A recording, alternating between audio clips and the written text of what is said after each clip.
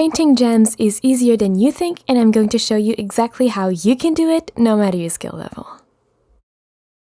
Hello wonderful people, it's Genevieve and my goal here on this channel is to teach you all about illustration and design. Now you can totally watch only this one specific video if all you care about is how to paint gems, but I do want to mention that it is part of a complete digital art course designed as a month-long, 100% free YouTube series.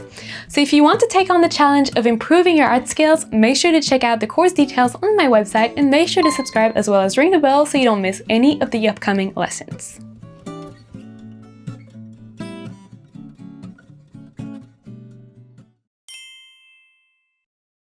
And just a quick note before we start the actual painting process, the way gems look is really, it depends on so many factors, and we're going to talk about that in the last part of the video, so all the tips, but I just want you to be aware that here we're going to mostly focus on the workflow and the process of painting gems, but I highly recommend that if you're painting them in context, you make sure you find a reference picture that you can look at that is cut in the same way your stone is cut in. So if it's kind of a circle, a triangle, a heart shape, an oval, make sure you find something like that because it's going to really inform a lot of your decisions. Okay, so with that said, the first thing you want to do is, if you're not painting your gem in an illustration that you already have, so if you're just practicing painting gems, make sure you create a new canvas that is big enough so you can zoom in without seeing the pixels, but it doesn't have to be crazy big either because you're not going to print that anyway. So for reference, these are the dimensions I will be using. It is literally just the size of my iPad screen, so nothing too crazy here, but that's big enough for what we need. Now, one more thing you might want to do if you're just practicing is to set your background to a neutral gray color, probably darker than lighter.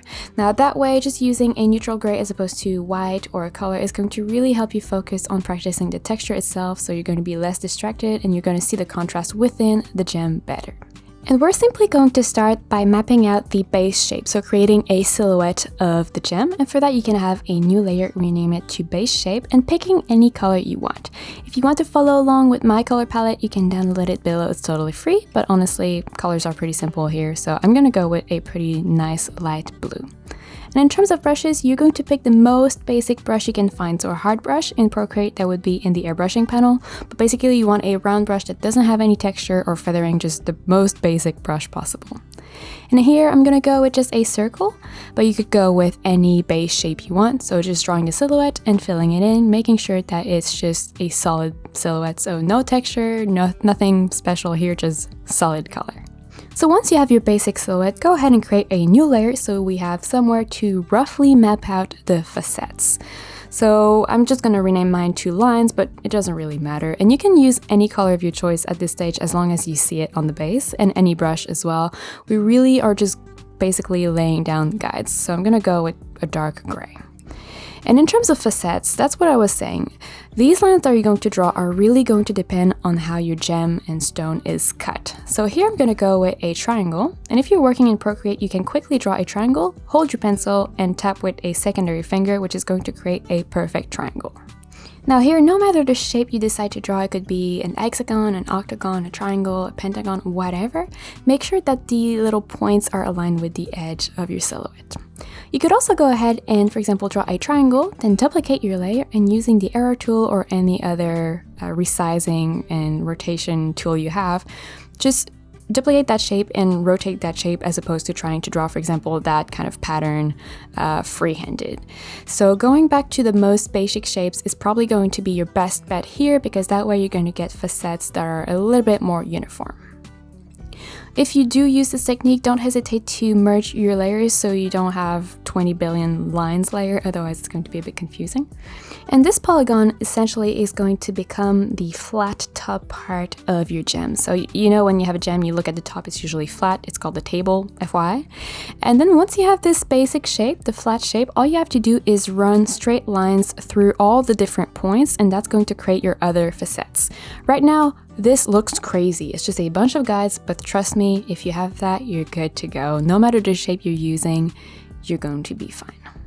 And although your guides don't need to be absolutely perfect, make sure that they're roughly all meeting up in the middle, otherwise you're going to have just a very distorted gem. And at this stage, you might want to set your lines layer or your guides layer as the blending mode multiply and then lower the opacity.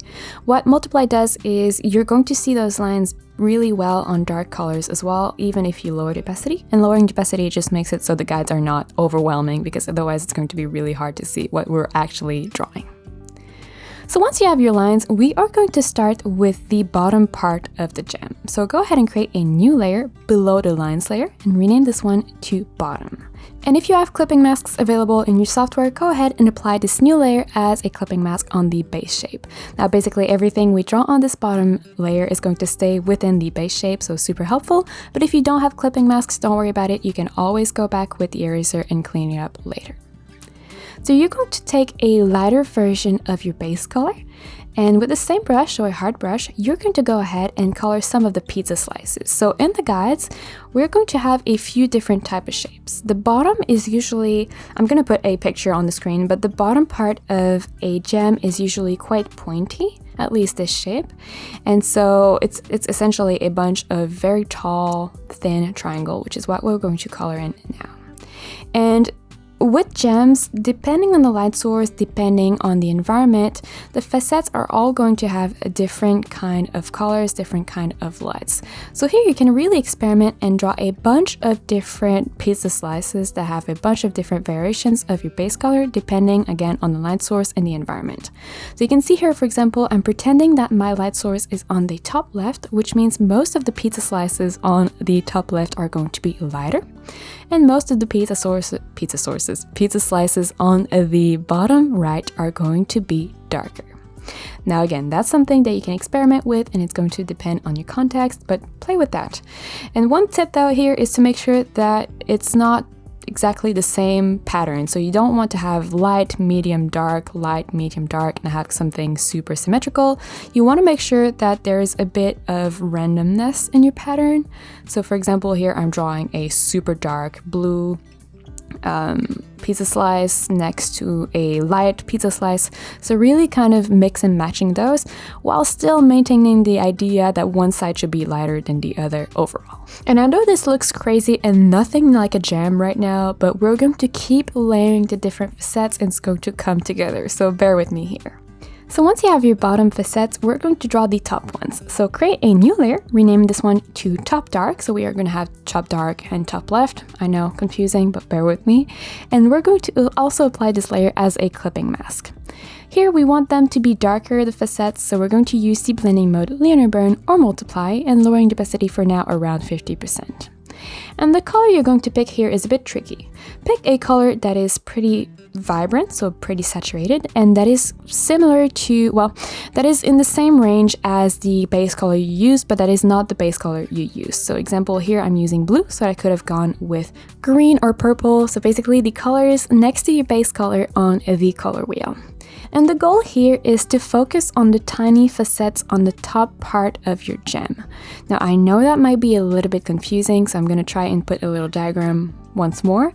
But since this gem here I'm painting is seen from above, we have the bottom part, which is the pizza slice that we just created, and then the top part that is the facets that are connecting, I would say, the rim of the gem to the table, so the flat part.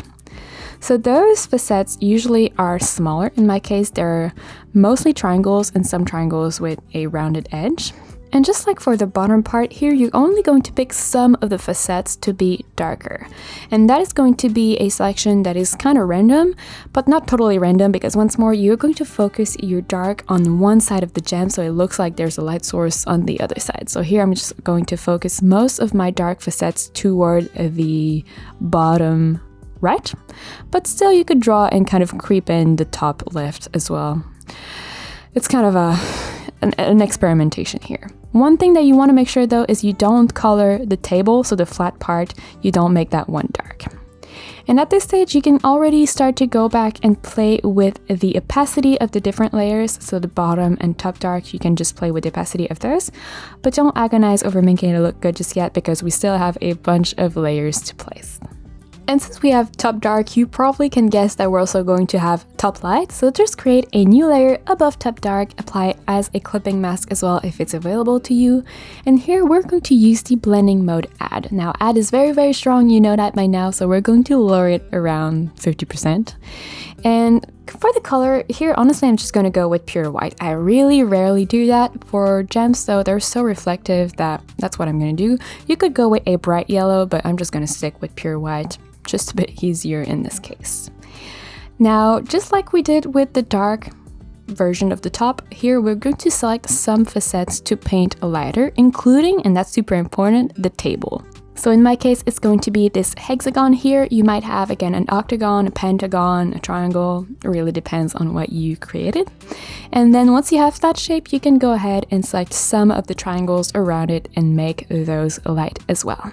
And with that, it is time for the secret password. So if you've watched this far in the video, please go ahead and leave a comment with which color gem you're painting. So in my case, it would be blue. Now, if you're new on the channel, you might be quite confused with this secret password thing. It's kind of a game that we're playing. I always hide a secret password in the video for you guys to find. People seem to really like it, but it also does much more than that. One thing it does is it gives me a lot of insight into how to edit and paste my videos better, which helps me to create better tutorials for you guys. So that's, you know, already a win-win. And it's also really cool because you guys know me, you see my face in the intro, you hear my voice throughout the entire video, but I don't have any idea who you guys are. And whenever you leave a comment, whatever that comment is, I get to sometimes see your face, sometimes your name, and it's just really great to see the community that we're building here on this channel. So just leave a comment with which color you're using for your gem, and then we're going to keep building our layers. So the next layer we're going to create is going to be a layer above the top light. We're going to rename this one to edge. It's also going to be a clipping mask if it's available to you. And we're also going to use the blending mode add, also lowering the opacity quite a lot. In terms of brushes here, you want to have a brush that is quite precise. So that could be just a smaller version of your hard brush, or you could use a pencil brush like the 6B pencil or HB pencil in Procreate, or any other version of the pencil brush that you have in your digital art software. And focusing on the side where your light source is, so in my case the top left, you're going to go ahead and highlight some of the edges between the facets. So it's quite an easy step because it's just drawing some straight lines, but it makes a big difference and it's super important. Now you don't have to do all of the facets. It's kind of a, you know, just like figuring out which facet is going to be light, which is going to be dark. It's a question of looking at a reference picture or just experimenting. But honestly, here you can see already it just pops so much more. So take all the time you need here to experiment, drawing some edges, some don't, then undo it, redo until you find something that you're happy with. But one thing you want to make sure though is if there's any facet that is not yet been delimited, like you can see I have a bunch of the triangle ones in the shadow part that are just not there, you go ahead and with a very thin light line, you delimitate those. You can also go ahead and highlight the very edge of your gem that is facing the light source, so top left in my case, and you can go back and add some extra shine, so just lines that are not necessarily on the edges but are close to the edges, maybe little dots or something like that. So you can really experiment here and really take the time to just play around. If you want to try a line, just try it. If it doesn't work out, just erase it or undo it. No one will see it, so that's okay. Play around, experiment, and that can make a big difference in the end. So at this stage, we've laid down the foundation of the gem, but it looks super flat and not like a gem that much. So we're going to just go back and refine all the layers and make them look more like a gem. The first thing we're going to do for that is kind of refining this bottom layer. So if you have layer masks available in your software, go ahead and create one on this bottom layer. If you don't, basically what a layer mask is, I'm not going to get into all the details, but it allows you to erase parts of a shape without actually erasing the shape itself, so you keep that into safety. If you don't have layer mask, you're just going to erase your bottom layer straight on, and that's totally fine. And here we're going to go with the softest brush available to you, so just a round brush with a lot of feathering, no texture, and you're going to erase the edges of your gem.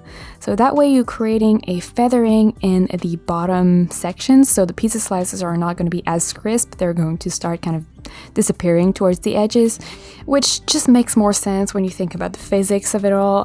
We're not going to get into the physics of the optics of reflections and lights and blah blah, but you can see already helps the piece look a bit more, you know, gem-like. So at this stage, you might want to do the same thing on the top light layer, so just creating a layer mask if that's available to you and erasing on the layer mask. If not, you can just erase on the layer itself. And you're going to erase the part of the table, so again, the flat part that is in the shadow, so in my case, the bottom right. And you can go over some of the facets and creating some sort of a gradient within them. So here the goal is to just make the light and the shadow a little bit less flat, so creating gradients within them using a very soft eraser. One thing that is also very important for gems and anything that is reflective in general is to add reflected colors. So you're going to create a new layer above everything, rename it to reflected colors. And if it's available to you, you know the drill by now, you're going to apply it as a clipping mask so that it stays within the base shape. And here you're really going to have to use your imagination because the reflected colors depend on what is around the gem. For now, we're going to set the blending mode of this layer to either overlay or soft light. Either of those work just fine for now.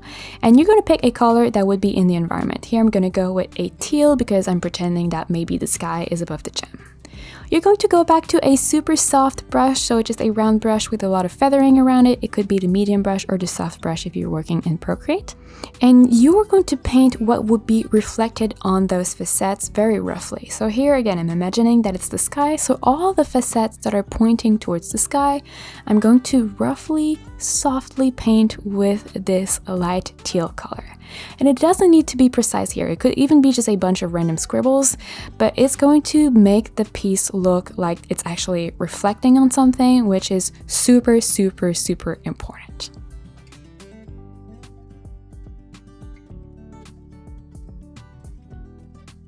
And once you've placed your colors, don't hesitate to go back to the blending modes and play until you find something you like.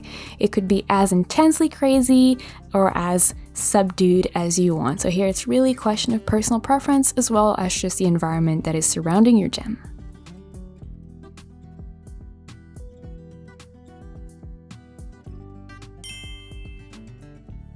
At this stage, you might want to add some global lights and shadows. So for that, you could create a new layer above everything. I know we have a lot of layers, but we can always merge them. If you're satisfied with something, just merge it with the base at this stage. So this new layer, you're going to rename it to shadows, and you're going to use the blending mode linear burn, again, lowering the opacity around 50% for now. And you are going to go back to the dark color you used for the top facets. So in my case, it's kind of really bright pink, but you're going to lower the saturation of it so it's a bit more of a gray.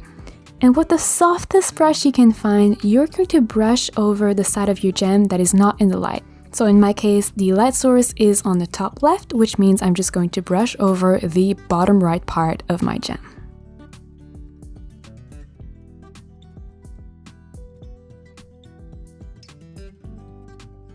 And depending on the job you did with the paintbrush, at this stage you might want to go back to the smudge tool, so the finger icon once more, this time setting it to a soft brush, so a brush with a lot of feathering, to make sure that these shadows are really well blended in. And we're going to do something fairly similar with lights. So just go ahead, create a new layer, renaming it to lights. I am struggling, sorry about that. And if it's available to you, apply it as a clipping mask as well. You probably guessed that by now. And for now, we're going to use the blending mode overlay. You could use soft light, you could really experiment here, but I'm gonna go with overlay. And you're going to go back to whichever color you used for your lights before, so either a super bright yellow or just pure white like I did. And still, with your soft brush, we're going to do kind of a hybrid between coloring within the facets and being really precise, and then just coloring over everything. So basically, you're going to keep this idea of facets in mind, but you're not going to worry too much about staying within the lines. So basically here you can see what I'm doing is I'm just starting from the edges of the facets that are facing towards the light source and then kind of blending that light in. It's really hard to explain with words, but look at the screen, look at my video, you're going to understand what I mean. You're kind of staying around the edges, but it's okay if it goes overboard a little bit.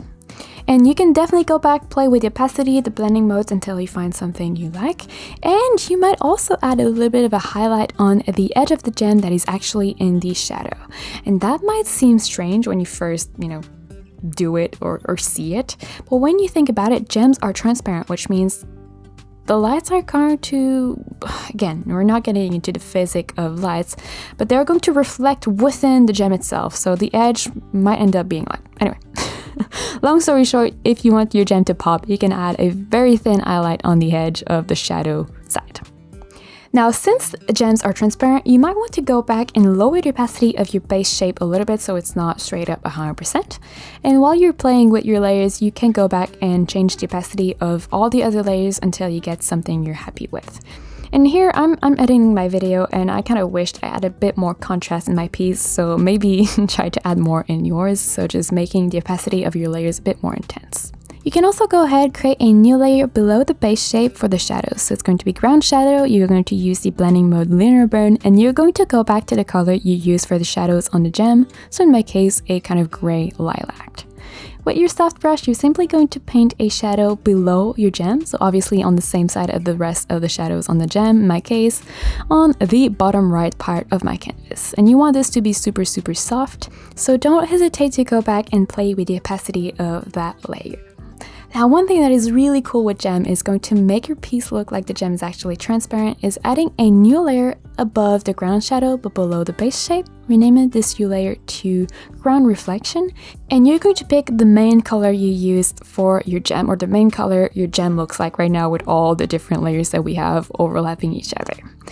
Now here, you're just basically in the shadow going to paint a little bit of a reflection. So the light is going through the gem and it's creating a shadow because the gem is there, but it's also, you know, the gem is transparent. So a little bit of that color of the gem is going to be reflected on the table or any other surface it's on. So just painting with the base color, you can also go ahead and add some highlights in your reflection. I know it's really confusing, but you can already see it makes the gem actually look transparent. And we're not working on the gem itself, we're working on its surroundings. So that's what I was telling you earlier in the intro of the video. So much of painting gem depends on the environment, so make sure you look at reference pictures before painting yours. I personally find it's easier to paint that reflection with a super big soft brush and then go back in with an eraser that is also soft and refining the shape. That way you make sure everything is soft and not too precise, which just would look a bit weird. Once you have that painted, like everything else, don't hesitate to go back and play with the opacity of your layer so it blends well with everything else. It should be pretty noticeable though, so don't lower it too much. And at this stage, depending on the vibe you want for your gem, you might create a new layer and rename it to impurities or details or even insect, and you'll see what I mean. And you could put this layer between the top dark and bottom layer. So this is basically the layer where you would draw anything that would be trapped within the gem. So either impurities, or if you're drawing something like amber, which I know is not a gem, but you could still use the same kind of technique to paint amber, like an insect, a little ant or something like that. Now here I'm just going to draw some little very light dots, so nothing crazy here. I think it makes the gem look definitely less realistic to draw those, but kind of fun and mystical and magical. So you can really experiment here. I'm not necessarily going for realism. Well, not necessarily. I'm definitely not going for realism, but I find that those little spots they're just fun. It brings a lot of life to the piece. So I'm gonna draw them and enjoy them, but feel free to skip them if you want. And once more, you can always play with the opacity of your layers once you're done so that the blending of everything is exactly how you like it.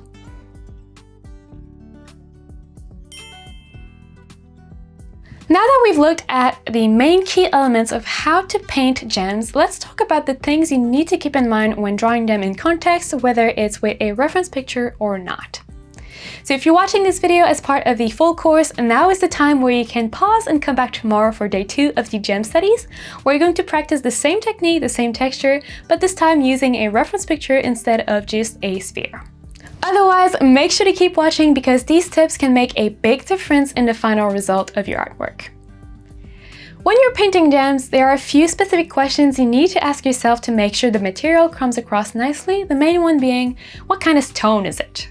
The type of stone not only affects the color, but it also affects things like, are there any impurities found inside the stone, and what kind of cuts these stones are usually shaped in, so like the shape of the gem itself. Now, since gems are highly reflective, you're also going to need to ask yourself questions about the environment they are in. Different facets might have slightly different hues because they might reflect different parts of the environment. So like a table, the sky, a person, the tree, I don't know. And honestly, figuring out the reflection thing is really quite tricky. So the key here is, yes, remember the questions that we just talked about, but look at reference pictures along the way, otherwise it's going to be very hard. Now, if you enjoyed this video and want to learn how to paint more textures and materials like gold and old metal, I highly recommend you check out this playlist. But before you leave, make sure to give this video a like and subscribe to the channel so you don't miss any of the weekly videos. Then click on the link right here, and I'll see you there.